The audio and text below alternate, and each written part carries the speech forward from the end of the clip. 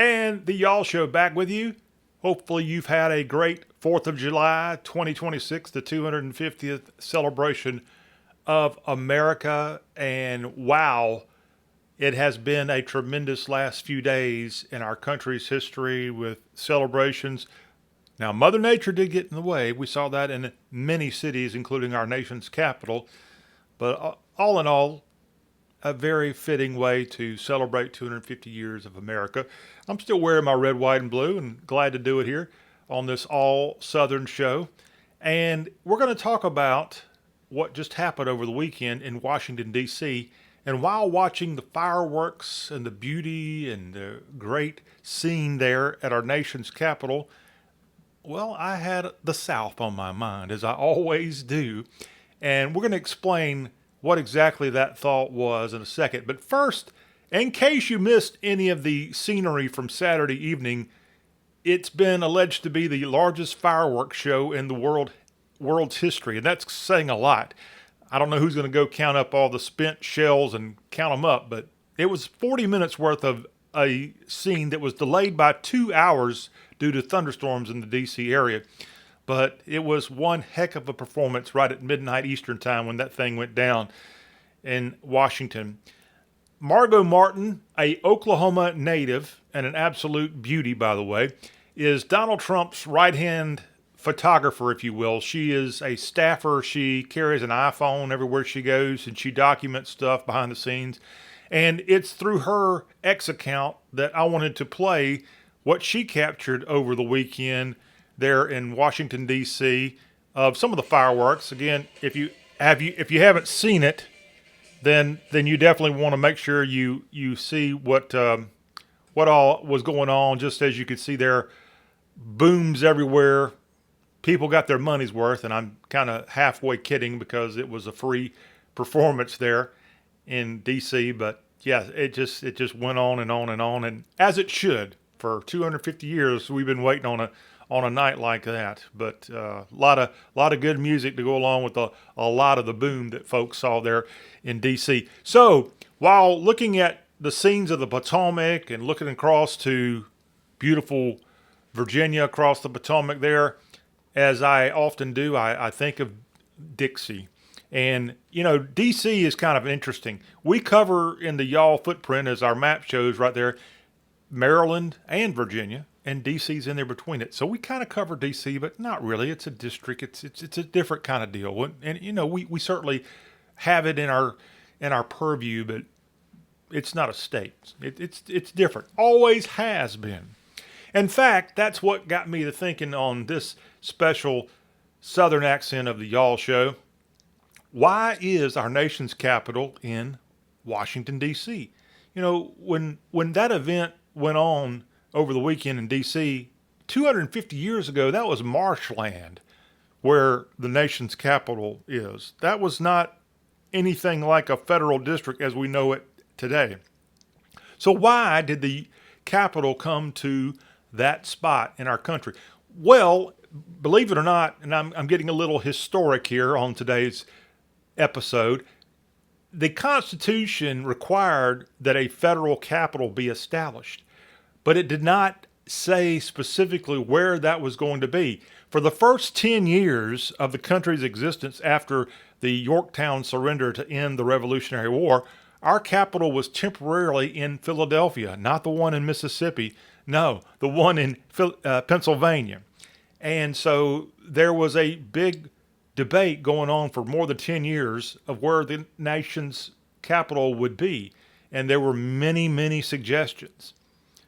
And ultimately, what happened was the choice of Washington, D.C., or what would become Washington, was a compromise. We know about the Connecticut Compromise. Well, this was the Compromise of 1790 that happened. And so on today's show, I want to talk about that and how the compromise led to what we have now, Washington, D.C. And quite honestly, a lot of this story is tied into slavery.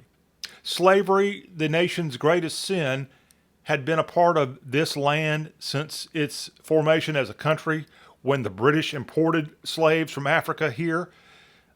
And of course, with the founding of the country, I can make an argument that I don't know if we would have a country if not for the peculiar institution. I'm not sure we would have seceded from Great Britain, in my opinion. We can debate that all we want to. But nevertheless, the Revolutionary War happens, and you still have a division after the war of slave states and what still was a few slave states up north. This was not 1861 we're talking about. This is in the late 1700s. And so there was a huge debate about where the country would go even in the 1700s, 10 years after its formation. So there were two major crises going on at that time in the country. And those crises included, what are we going to do with the establishment? Where are we going to put the establishment of a nation's capital? And what are we going to do about the debt that some of these states still had after the end of the Revolutionary War? See, there was a lot of debt from militias being formed to beat the British. And what had happened 10 years after the war had come to a conclusion, most of the southern states had paid off their debts, but a lot of northern states still owed money for the victory in the Revolutionary War. And the southern states were like, well, that's your problem. And the northern states, well, we don't have the kind of money that you're making down south with the peculiar institution as part of that. So you had figures like Alexander Hamilton going up against folks like Thomas Jefferson, and that created a lot of angst. So what happened was, in 1790, you have what's called the Compromise. And so from the National Archives, I pulled up this article. You can go read it for yourself. That in June of 1790, there was this compromise in New York City. As Secretary of the State at that time, Thomas Jefferson hosted a dinner with Alexander Hamilton and a representative from the Commonwealth of Virginia, James Madison. Those three worked up this compromise to come up with Washington, or what would become Washington City, as the nation's capital. And that's exactly what happened there with that meeting and ultimately the passage of the resolution. And there was as this article says, a senator from South Carolina, a guy who actually was born in Ireland. His name was Pierce Butler, and he was a U.S. senator representing the Palmetto State at that time. And he was a big part of all of this. He actually had been a British officer before the American Revolution. Then he and his wife ended up settling in South Carolina, and he was a patriot, financed a lot of the patriots fighting when South Carolina and Georgia, where he was also located, were being taken over by the British in those days, those tough days in the South of the Revolution. And Butler personally helped finance the fight to keep the war going. He also was one of the largest slave owners in colonial America at that time, FYI. And he actually lived and died in Philadelphia in the, I think, 1830s. Another example of the unbelievable craziness of the history of this country. And you've got a lot of good, a lot of bad, and it all kind of mixes in together. But some of our founding fathers there with this compromise of 1790. So together, everybody put cooler heads together, and it was in the, I think, summertime of 1790 that they ended up passing what would become a compromise, which would allow Washington to become the nation's capital, primarily over Philadelphia. But there were other towns in the country that were being considered. I think Wilmington, Delaware was nearly chosen as a possible location of the U.S. Capitol. And then there was a place in southeastern Pennsylvania below the Philadelphia area that was nearly chosen. But the Virginians, primarily Madison, kept pushing for the Potomac location to be the nation's capital. And that was a peculiar choice by some because that was between two slave states, Maryland and Virginia.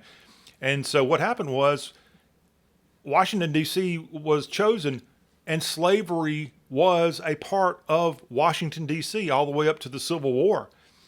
Now, as part of the Constitution, the import of international slaves came to a conclusion, and that happened in 1808, I think it was. That became official January 1st, 1808. I could be wrong, could have been 1809. But with that, there was no importation of foreign slaves anymore, but there were plenty of domestic slave trading going on. And that included Washington, D.C. So again, tying it up with more of the peculiar institution with the simple fact that's the way it was in these United States back in even in our earliest times. But as a result of the Southerners giving in to the assumption of federal debt and essentially the federal government paying off what was owed by the northern states for the Revolutionary War, the North gave in and allowed that capital to come south to this marshland. And that's why we have Washington, D.C. as our nation's capital here in this 21st century that we live in. A place in the South. That would have been the deep South to many of the people there in colonial New England and such at the time. But that is the story of our country, and that is the story of America, and just a pretty neat idea of what happened there with the Compromise of 1790. Hopefully you all learned something you didn't know about, and I'm a history guy. I had not heard of this, so you never know. And here at the Yall Show, we're going to teach you all kind of cool stuff as we go along. Plus, we'll have a lot of fun, and yeah, we're going to get to food as well here pretty soon, so stand by for that. Y'all have a great rest of your day. Thank you for tuning in.